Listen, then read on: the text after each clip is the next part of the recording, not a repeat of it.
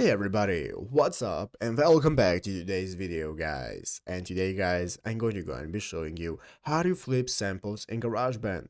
This is a very simple thing to do, so make sure to watch this quick and easy video till the very end and follow my steps correctly so you can make sure this works the same for you and you can do this yourself. But yeah guys, let's get straight into it.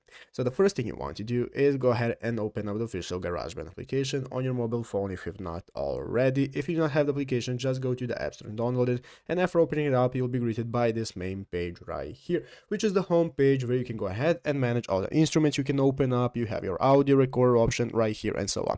So let's go ahead and see how we can get started flipping samples, guys. There are two ways. The first thing we can do is open up any of the pre-made samples that we have by Apple. As you can see right here at the top of the screen next to tracks, we can open up live loops, and in the live loop section we can find all the samples we have, such as the Chinese traditional, beat masher, electro funk, and so on. Everything we can use to get started with their pre-made options. But if we go back to tracks, we can open up any of the instruments we want. Let's say we want to open up the keyboard, and in the keyboard option now we can get started getting the samples. So in the upper left corner, I'm going to click on edit mode. That's going to open up this mixing mode where we can find all the tracks we have. And now in the upper right corner is going to appear a new button that once you click is going to guys enable you to select your files, anything you might want to add. So here you have your Apple loops where you can get started with finding the samples you want to use, as you can see right here. Or if you want to add your own samples, you can browse items from the Files app, as you can see right here, find the music you want to add and the samples, and drag them and drop them right here to get started with using them within your tracks and editing them.